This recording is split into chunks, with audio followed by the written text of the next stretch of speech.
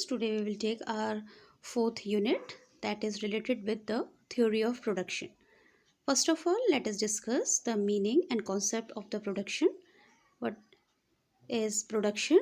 Production is a process that create or adds value or utility. Well, here three things are covering. First of all, creating. Second thing is the adding values, and third thing is utility. Well, production is making something material, or you can say production is the creation of utility. It is the process in which the inputs are converted into outputs. What are those inputs? Inputs are the factors of production such as land, labor, capital, technology, etc. While outputs you can say the goods and service produced such as soap, car, air travel, etc. Whatever we are getting in the form of goods and services. Well, production of creation of utility. Here three things comes under utility. First is the place utility. Place utility, that means extraction from earth to transforming goods. Second utility is called the time utility. Time utility means making them available at the time when required. And third utility is known as personal utility. If we are using those goods and services for a personal use, then they are called the personal utility. Well, production means, students, thus it explains the principles by which a business firm decides how much of each commodity that it sells will produce and how much of each kind of inputs are used. So you can say that production covers the process which starts from the inputs and ends with the final outputs.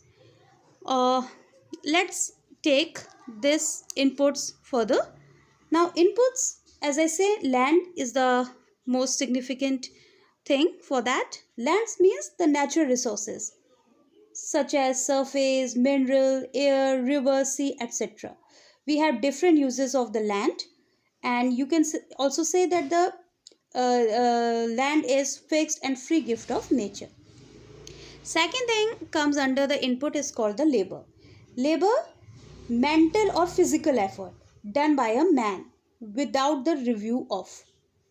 As I say, work of maid versus work of homemaker. So these both are also comes under the labor. Examples, labors are either paid or unpaid. Another thing is capital. Capital, you can say, a man-made goods in the production process, and also the most mobile factor, it also includes the saving and investments. So capital is the man-made goods, and we also include saving and investments. Another part is organization. Organization or entrepreneurship or coordinator of all other factors of production.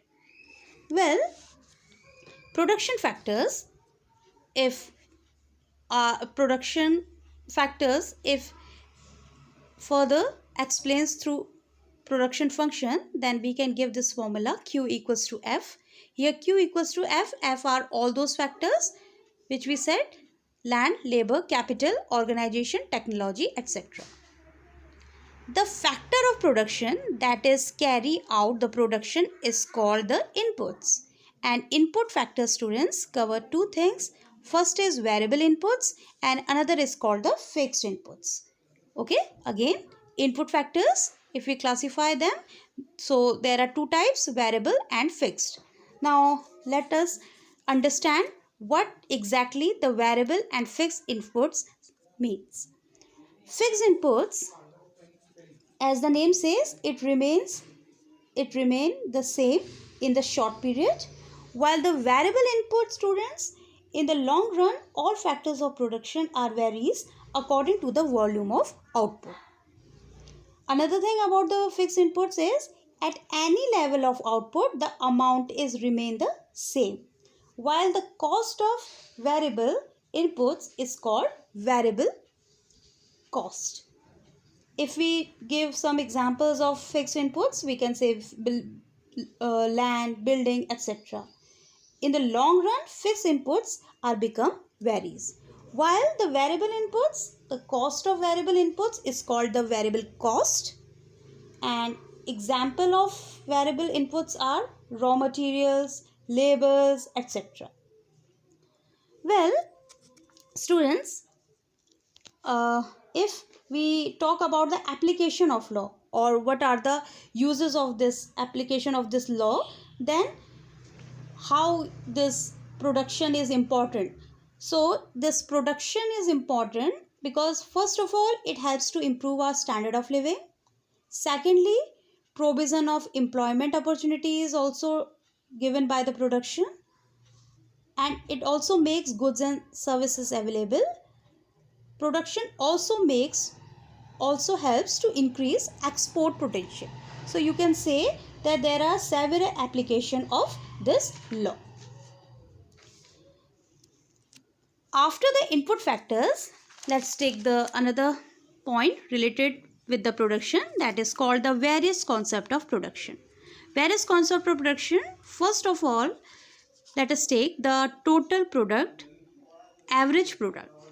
Average product basically is the ratio of total product and one variable inputs, while the marginal product is the rate of change of output as a result changes in one variable input.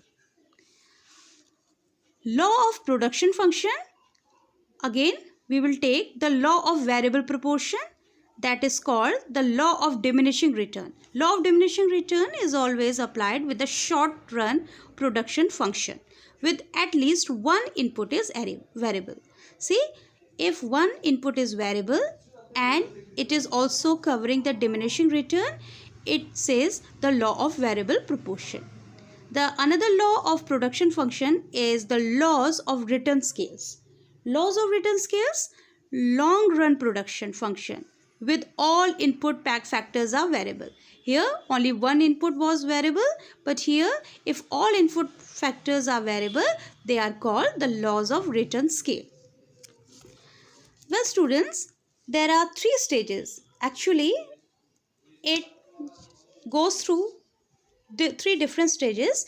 First stage is called the law of increasing return. Law of increasing return, here production increase in increasing rate. Okay. Second is the law of diminishing return. Law of diminishing return, where production increases at the diminishing rate.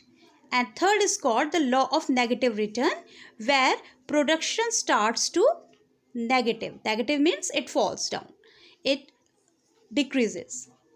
So again, if I explain this theory through a perfect example, you can say if all factors of production are doubled, okay, and output increases by more than two times, then the situation is of increasing returns to scale. Okay, what I say, if I'm doubling all the factors of production as well as the output also increasing, so the situation is of increasing return scale. Okay.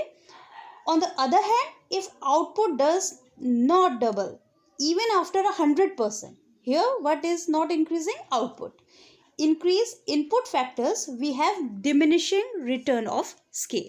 Okay, diminishing return of scale when we are not increasing the output, but we are 100%, we are increasing 100% in our input factors. So it comes under the law of diminishing return.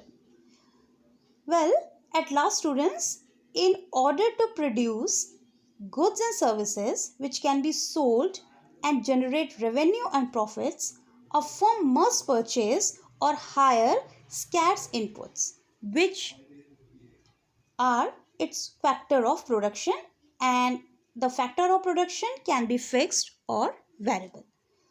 Well, in our next lesson, students, we just go through two other laws that are related with production. That's all for today. Thanks.